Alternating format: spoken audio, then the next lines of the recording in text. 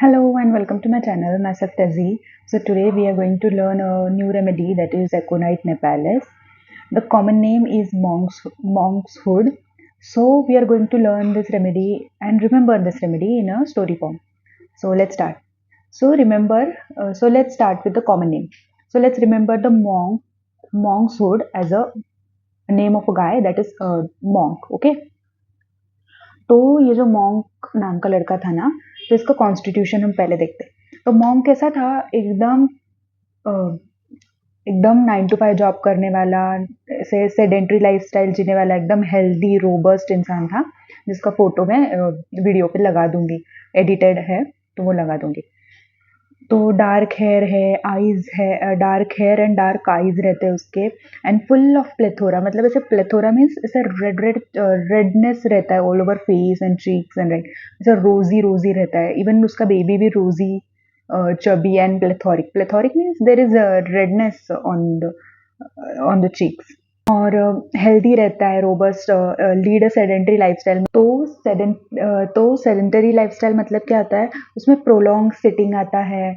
कुछ जैसे हमारी लाइफस्टाइल हो गई है, हम प्रोलॉन्गली इन अ सिटिंग पोजीशन में रहते हैं, ज़्यादा एक फिजिकल वर्क नहीं है हमारा। तो वैसे कि टीवी देखना, उसके एग्जाम्पल्स है सेडेंटरी लाइफस्टाइल में। Continuous 9 to 5 job people, they lead a sedentary life, comparative and opposite to farmers in the who go to farm and do hard work and do the physical work over there. So it's opposite to sedentary lifestyle. The farmer's life is opposite to sedentary lifestyle, and sedentary lifestyle is one who leads very 9 to 5 sitting job type things. Okay, so monk was such a person. तो monk का जो मैं photo लगाऊंगी तो उसमें तुरंत समझ में आएगा कि monk कैसा है करके। तो स्टोरी यहाँ से शुरू होती है। तो हम आ गए अभी अपने गाइडिंग पे।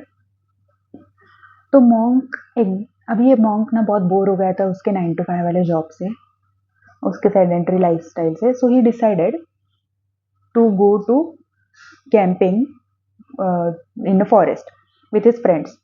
उसके सारे फ्रेंड्स बोले चल चल चल, तो वो सब उनके चले गए। अभी कैंपिंग गए तो कैंपिंग में ऑफ कोर्स फ्रेंड्स ने म्यूजिक बजाया एंड फुल मस्ती ऑन एंड ऑन।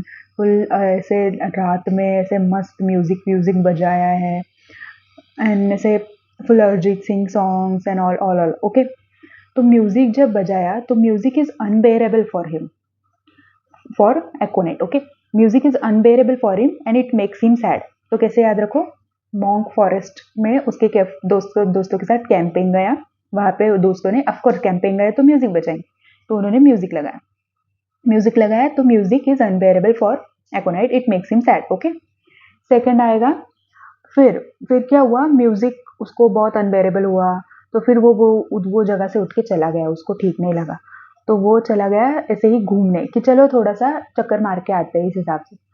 तो वो गया और वहां पे वो खो गया जंगल में। जब चक्कर मारते मारते वो बहुत दूर तक चला गया और वो खो गया। उसको रास्ता समझा ही नहीं कि वापस कैसे आने का और कहाँ से कहाँ जाने का। उसके पास कुछ मोबाइल फोन नहीं था, फोन में कनेक्शन नहीं था, सब ऐसे। तो वहां पे जाके, अभी कोई भी जंगल में खो गया है तो ऑफकोर्स रेस्टलेसनेस होगा उसको कि अरे अब क्या होगा क्या होगा, इधर उधर भागा दौड़ा, ये किया वो, अभी क्या करूँ क्या करूँ। तो वो रेस्टलेसनेस से याद रखने का है हमें। जंगल में खोने के बाद क्या होगा? Restlessness. एकोनाइट is a trio of restlessness. जब भी आप कभी एग्जाम में लिखोगे रेस्टलेसनेस तो ये ट्रायो लिख के आना है हमें। इवन तो कोई कैसे भी टाइप का क्वेश्चन हो, गाइडिंग सिम्टम्स पूछे हो, इवन कैरेक्टरिस्टिक भी हो थोड़ा बहुत, तो ये ट्रायो अगर तुम लिखते हो यूजुअली इंट्रोडक्शन में, नहीं तो फिर गाइडिंग्स में ही, तो बहुत इम्प्रेसिव रहता है। तो एकोनाइट, रोस्टॉक्स, आर्सेनिक एल्बम, ये है ट्रायो ऑफ रेस्टलेसनेस। इन तीनों में भी रेस्टलेसनेस मार्क्ड है।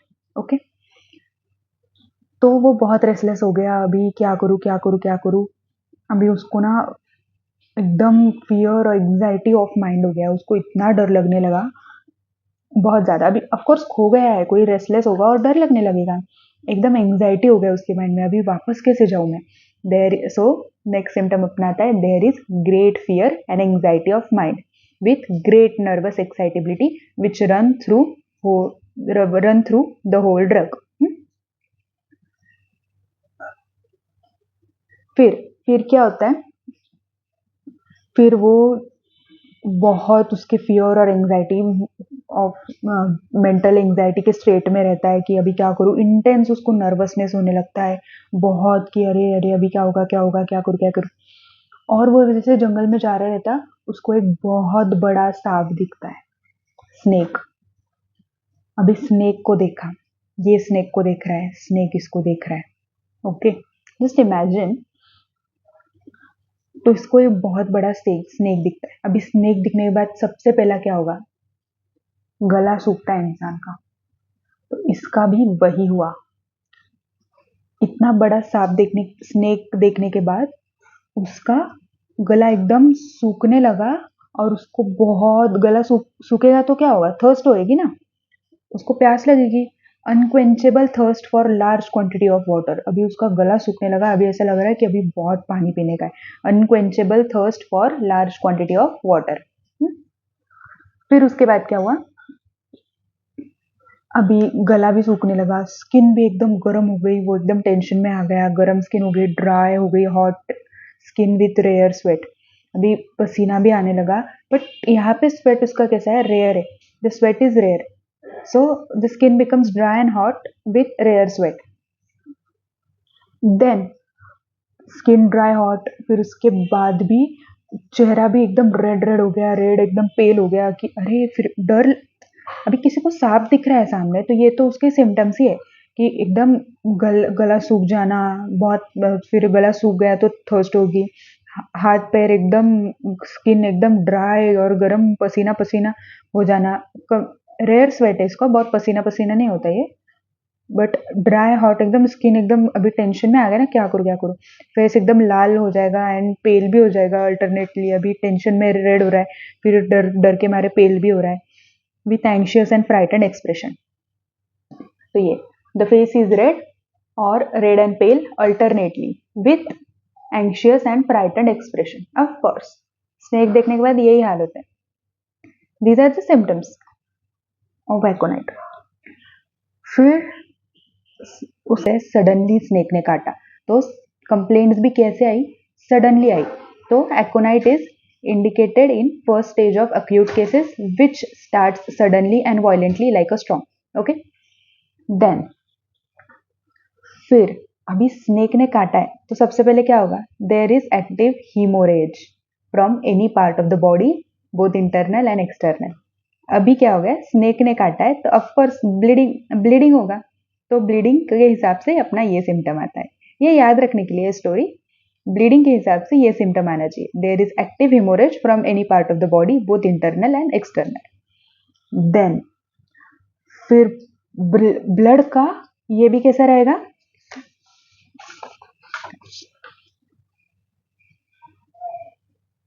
ब्लड का कैरेक्टर भी कैसा एकदम ब्राइट रेड ब्लड का कैरेक्टर है। अभी उसको ऑफकोर्स सांप ने काटा है तो हीमोरेज हुआ। हीमोरेज किस कलर का हुआ, bright red accompanied with fear of death and nervous excitability. Of course if there is snake bite there will of course be a fear of death and nervous excitability. okay, then तो ये symptom हमें याद रखना है, क्योंकि उसमें fear of death तो होगा ही ना कि अरे यार सांप ने काटा है, मर तो नहीं जाऊंगा, जहरीला सांप रहा तो, इस हिसाब से ये याद रखने के लिए अपन कंपैरेटिव रखते हैं। The character of blood is pure and bright red accompanied by fear of death and nervous excitability. Okay,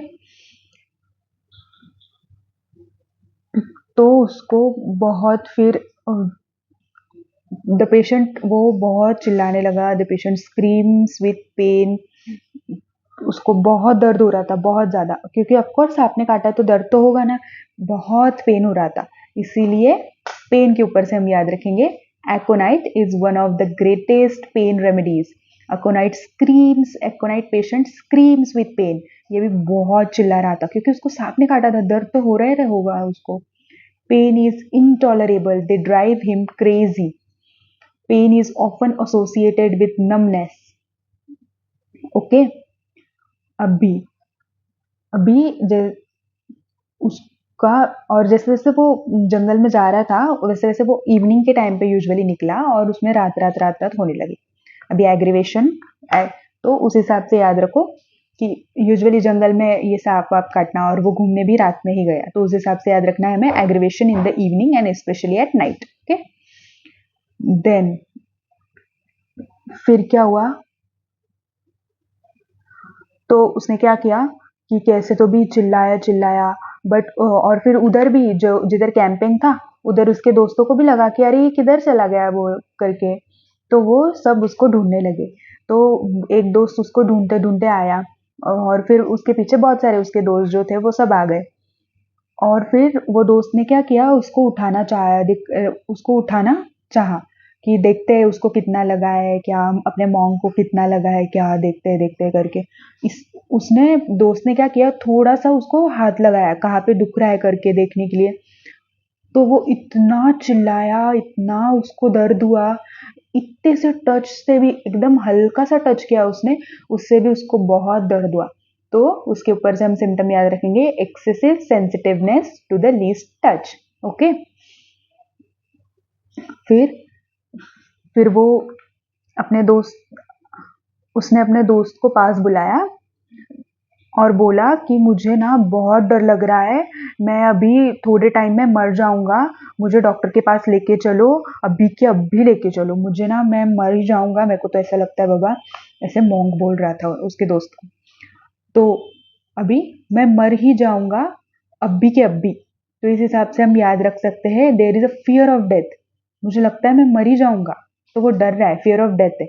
the patient predicts the date and even the hour of the death, ये clairvoyance, ये जो चीज है, the prediction of date and hour of the death, ये चीज को हम क्लेरिवॉयंस भी बोलते हैं। ये एलेंस की नोट में दिया है। तो the patient predicts the date and even the hour of death. तो ये बोल रहा है मैं अभी के अभी, नहीं तो तुम लेके चलो एक तो डॉक्टर के पास, नहीं तो मैं अभी के अभी मर ही जाऊंगा, मेरे को तो लगता है मर ही जाऊंगा मैं, अभी अभी इसी यही आर में मर जाऊंगा, नहीं तो ऐसे थोड़े टाइम में मर ही जाऊंगा, इस हिसाब से। तो वो सिम्टम उससे याद रख सकते हैं, ये सिम्टम उस अपने मॉन्ग के स्टोरी से। फिर क्या होता है, वो दोस्त लोग उसको घाय घाय लेके चलते हैं कि नहीं नहीं चलो चलो, ठीक है। उसको फिर डॉक्टर के पास लेके जाना रहता है उनको। तो वो बोलता है तुम अगर मुझे अभी, डॉक्टर मॉन्ग क्या बोलता है कि ठीक है, तो उसके दोस्त बोलते हैं हाँ हाँ ठीक है चलो तुमको हम लेके चलते करके। तो मॉन्ग बोलता है मुझे अभी के अभी लेके चलो, अभी के अभी, नहीं अगर मुझे अच्छे से मेडिसिन नहीं दी गई ना, नहीं तो मैं मर जाऊंगा। तो उसके ऊपर से अगर उसको डॉक्टर चाहिए रहता है मॉन्ग को कि मुझे ट्रीटमेंट के लिए तुम हॉस्पिटल लेके चलो पहले। The aconite patient thinks that unless proper medicine is taken he is going to die and therefore wants doctor to be called immediately. तो वो चाहता है कि डॉक्टर आके मुझे जल्दी जल्दी ट्रीट करे ताकि मैं ठीक हो जाऊं और मैं मरूं नहीं। हुँ? फिर ये सब दोस्त लोग उसको डॉक्टर के पास लेके चलते, तो उसको ना बहुत, और एक अभी डॉक्टर के पास लेके चलते हैं तो डॉक्टर उसको सब चेक करते, तो वहां पे ना इन्फ्लेमेशन हुआ रहता है, जहाँ पे स्नेक ने काटा है उसके एरिया के आजू बाजू, वहां पे इन्फ्लेमेशन, सूजन हुई रहती है, पूरे इन्फ्लेमेशन हुआ रहता है। तो आपको तो इन्फ्लेमेशन के ऊपर से हम याद रख सकते हैं, ऑफ कोर्स अभी कोई कुछ काटा है तो अपने को होता है ना, इन्फ्लेमेशन हो जाता है वो जगह पे। तो aconite is the drug for congestive stage of inflammation before localisation takes place. और फिर डॉक्टर बोलते हैं ठीक है तुम तुम्हारे रूम में जाके सो जाओ। फिर डॉक्टर उसको उसका बेड दे देते हैं और वो सोता है। तो उसके दोस्त उसके ऊपर कवरिंग वगैरह डालते हैं, उसके ऊपर ब्लैंकेट वैंकेट डालते हैं। तो वो बोलता है नहीं नहीं ब्लैंकेट नो को, मेरे को ब्लैंकेट नहीं चाहिए। वो ब्लैंकेट नहीं लेता है, और वो बोलता है खिड़की भी खोल दो, मुझे वैसे ही अच्छा लग रहा है बिना ब्लैंकेट के, और थोड़ा खुली हवा है तो अच्छा लगता है। तो amelioration by uncovering and in open air. तो अभी हमने स्टोरी कहाँ पे छोड़ी थी कि वो खिड़की खुली छोड़ देता है, वो बोलता है दोस्त को कि खिड़की खुली रहने दो, मुझे वैसे ही अच्छा लग रहा है, और रात को सो जाता है। अभी सो जाता है तो खिड़की में से हवा चल रही रहती है बहुत तेज। तो फिर उसको फीवर आता है, अभी फीवर आ रहा है, देखो फीवर क्यों आ रहा है, एक्सपोजर टू कोल्ड एयर, खिड़की खुली थी ना उसकी, उसकी वजह से कोल्ड एयर अंदर आई, उसकी वजह से। और फियर और फ्राइट और शॉक तो उसको पहले से ही था ना। डर, ये पूरा डर तो था ही उसको पहले से, और इसकी वजह से उसका आया बुखार। ये रहा बुखार, तो उसका आया बुखार। तो उसका मोड ऑफ ऑनसेट क्या है? Starts very suddenly. अभी रात में अचानक से बुखार स्टार्ट हो गया, अचानक से बुखार स्टार्ट हो गया, तो ये उसका आएगा मोड ऑफ ऑनसेट। उसको बुखार आया, सडन और violent attack of fever with high rise of temperature.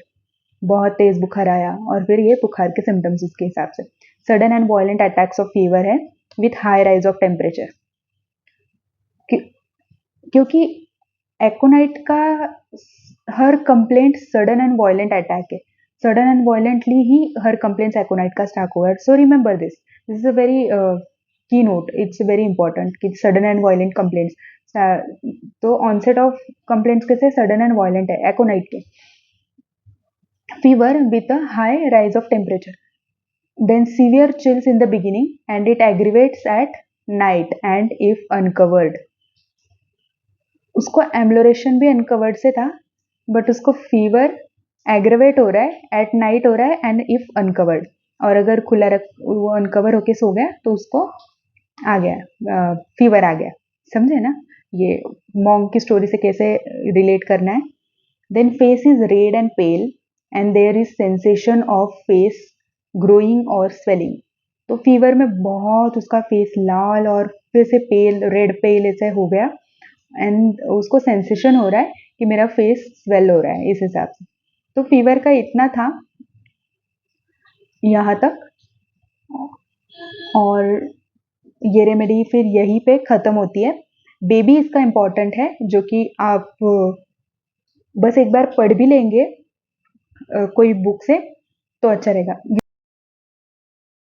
अभी एकोनाइट का एग्जाम में लिखने के लिए नोट्स ना बिल्कुल स्ट्रेट, हमें सीधे सीधे नहीं लिखने। एक पेज पे एटलीस्ट अगर आपको गाइडिंग सिम्टम्स का क्वेश्चन पूछा गया कि एकोनाइट के गाइडिंग्स लिखो, तो इस हिसाब से चार्ट, एक सन डायग्राम बना के लिखने हैं। ये सन डायग्राम मैं इसका फोटो अपलोड कर दूंगी आगे ही वीडियो में। तो इस हिसाब से एक सन डायग्राम बना के याद रखो। ये वही सिम्टम्स है जो मैंने पूरे एक स्ट्रेट स्ट्रेट लाइन में लिखे थे और जो सिखाया मैंने, ये वही सिम्टम्स है, बस इसको एक इसमें लिखा है। और इसी को बाद में क्या करना, जब आंसर हमें बढ़ाना है तो इसी को बाद में पीछे के साइड जब दूसरे पन्ने पे लिखेंगे तो डिटेल में लिखना है। अभी फियर ऑफ डेथ है, फियर ऑफ डेथ किसके साथ है? प्रेडिक्ट डेट एंड टाइम है, और ये predict date and time of death को क्या बोलते हैं? क्लेरिवॉयंस। तो हमें ये दो तीन चीजें डिटेल में लिखनी है। एग्रेवेशन एम्लोरेशन लिखना है, ग्रेटेस्ट पेन रेमेडी है तो उसका ट्रायो अच्छे से लिखना है, और ये डिटेल में हमें फिर बाद में भी लिखना है। ओके, टर्मोइल इन सर्कुलेशन है, टेंशन है। एकोनाइट का और एक ट्रिक मैं बताती हूँ याद रखने के लिए। वाइवा में अगर तुम लोग को स्टोरी नहीं याद आ रहा, कुछ घाई घाई है, तो एकोनाइट का टी जो है, देखो एकोनाइट, एकोनाइट टी, ये टी काफी हद तक प्रोमिनेंट है। तो टी से हम याद रखेंगे टेंशन, और टी से हम याद रखेंगे टर्मोइल इन सर्कुलेशन। अभी turmoil in circulation is very marked, तो ये बहुत इंपॉर्टेंट सिम्टम है। ये हमें आपके वो आपका ये जो सन डायग्राम रहेगा उसमें होना ही चाहिए, turmoil in circulation and tension. So it's important for that. So overall ये एग्जाम के लिए अच्छा है, ये आप बनाए तो बहुत अच्छे मार्क्स मिल सकते हैं। ऐसे सन डायग्राम, इवन आपको बेबी भी पूछा जाए तो बेबी के, बेबी पूछा ना, एकोनाइट बेबी ऐसे सेंटर में लिखने का, एकोनाइट नेपेलिस बेबी, उसको बॉक्स करने का। Not, do not make such kind of boxes, okay. उसको box, simple square rectangle box whatever वो करने का, and then write your guiding first like that, sorry, write your baby ka important points first in the form of this sun diagram, and then उसके नीचे नहीं तो next page पे बड़ा बनाओ ये it makes your presentation looks very nice. Paper presentation बहुत अच्छा हो जाता है, और एग्जामिनर को ये सन डायग्राम देख के समझ में आता है कि तुमको जो जो इम्पोर्टेंट पॉइंट, बस इम्पोर्टेंट पॉइंट निकालने हैं वो सन डायग्राम में, और एग्जामिनर को तुरंत समझ में आता है कि हाँ इसको इम्पोर्टेंट सारी चीजें आती, then he tick marks on it and gives marks. And वो फर्दर तुम्हारा डिटेल एक्सप्लेनेशन यूजुअली नहीं पढ़ते, पढ़ते होंगे नहीं पढ़ते इस हिसाब से, बट डिटेल एक्सप्लेनेशन भी अच्छे से ही लिखना है हमें। बट ये अगर आप करोगे तो it gives a extra kick to your preparation overall. So that's it I will ये फोटो में डाल दूंगी आगे. And don't forget to like, share and subscribe if you like the video. Thank you.